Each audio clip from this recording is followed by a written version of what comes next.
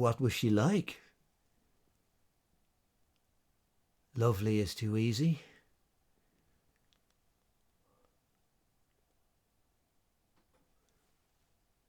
She was as complex as any great jazz improvisation.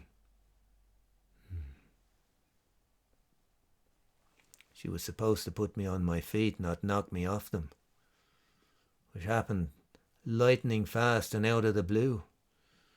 Just like Muhammad Ali knocking out Sonny Liston in a first round that same summer of 1965. One of the coldest in London, but for me, a scorcher. The season of a lifetime. Mrs. Nellie Cosgrove.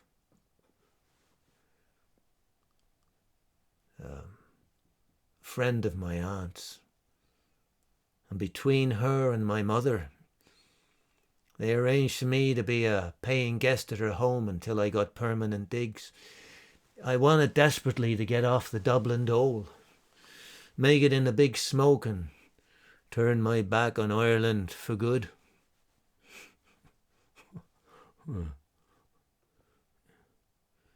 As it was, I never left Nellie's, as she insisted I call her from day one. Looking back, I could have tried harder to leave, but she became the love that burned like no other before or after.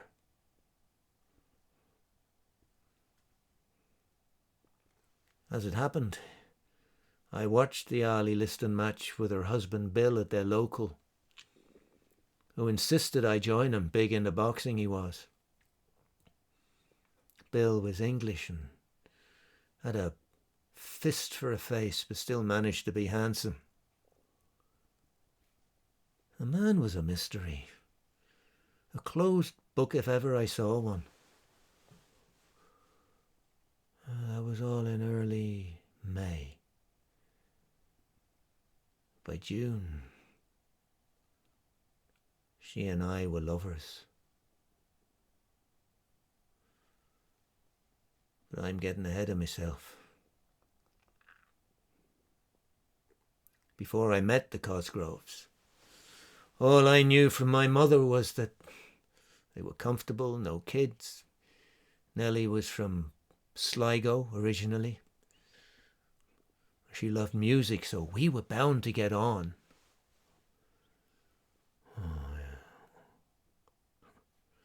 I didn't know it would be like a house on fire, nor that the sparks would start the moment she opened the door. Bill was away on business, so she welcomed me alone into their lovely home. The sumptuous quiet of the place, quality furnishings, her piano room, lined wall to wall with records. I can still see it as clearly as if it were the other day. Such a far cry from our rowdy house. I may as well have landed on the moon. She served me soup, and we chatted. She told me she lived in New York for 3 years, which impressed me no end. She was a piano teacher, said she liked to work. I asked her to play for me, and she did. I was enraptured.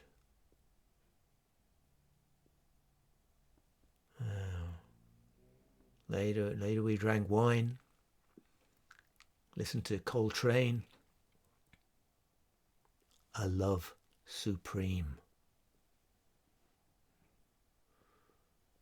I know it might sound ridiculous, but I'd be lying if I said I didn't have an inkling that very first evening that the song would be prophetic.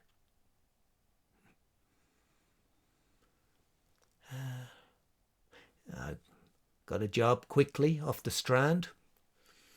Of all things, measuring inside legs at Moss Bros. in the lunch hour, I'd scour the record shops for rare jazz LPs. And as many nights as possible, I was in the clubs of Soho, soaking up the atmosphere.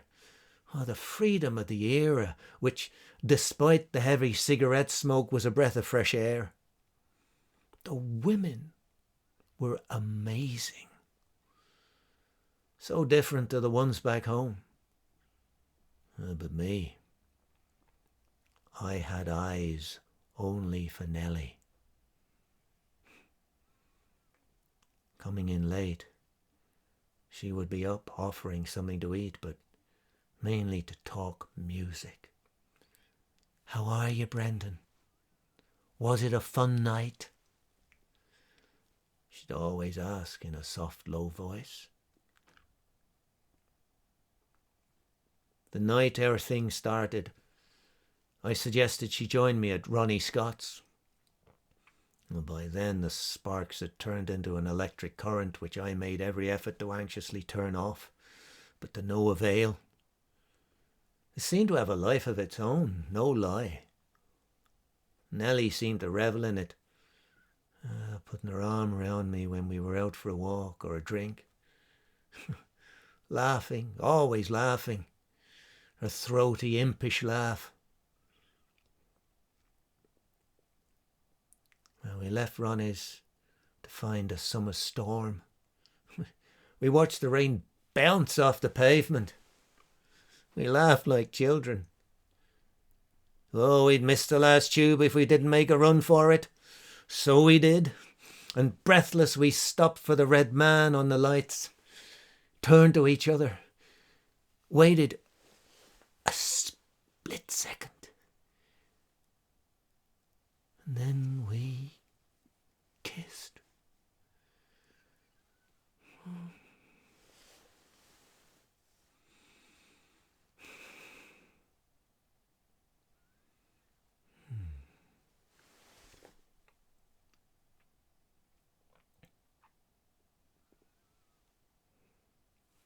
From then on, it was Green Man all the way. I told Nellie a few times that I felt bad for Bill, but she reassured me, saying they had an arrangement and not to worry. I couldn't for the life of me work out what this meant, but I came to learn that despite her glossy facade and the 3-bed semi in Finchley, lay a raw, wild, restless heart on the run, who didn't like no for an answer. But by September I knew I had to end it, though I knew I was breaking her heart. She used to call me her love. I had to save my soul as I was drowning in guilt. So I took her to a favourite Chinese restaurant, the first place she took me in London. And in between mouthfuls of spicy wonton, I lied to her face that my work was sending me home for training for a week, knowing full well I was going for good. Next day I left at the crack of dawn, feeling like I was on the run.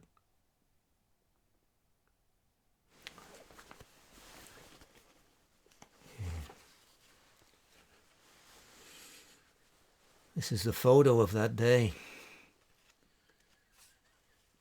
Nellie and me. She insisted we take it. Wary of evidence, I tried to stop it, but the waiter had clicked us into eternity. You can see there that I'm pulling back even then, trying to disappear already. Well, there she is, leaning forward, flirting with the lens, smiling that magnetic smile.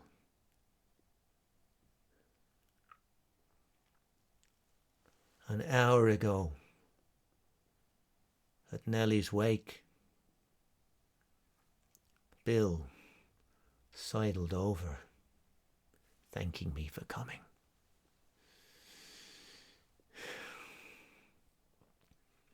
He mentioned he invited all her boys, handing me an envelope, and it was this photo in it.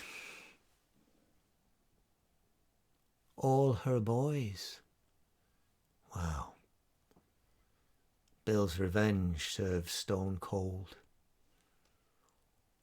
I knew they hosted foreign students each summer, but it never crossed my mind. But now, peering into Nellie's smile, I'm not so sure. Why didn't she ever send me this photo before? Why had she never replied to my letter? I'd always assumed she was upset, especially as I'd insulted her intelligence with another lie that a promotion had come up as a window dresser at the Dublin branch, and I would be a fool not to take the chance. "Is that right, Bren?" I could hear her say, raising an eyebrow in disbelief.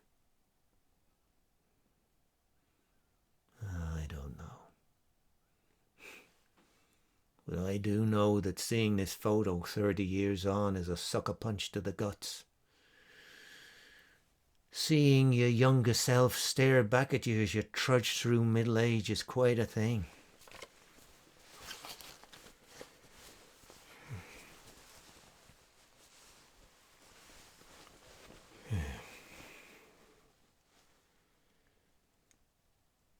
Nellie would be 70 next year. But she is dead. And now I must go back to my wife and work.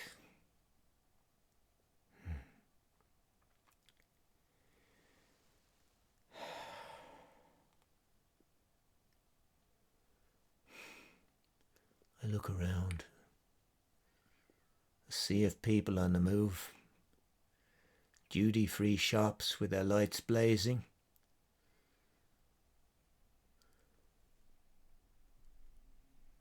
The smell of that summer is rain mixed with Nellie's Chanel No. 5.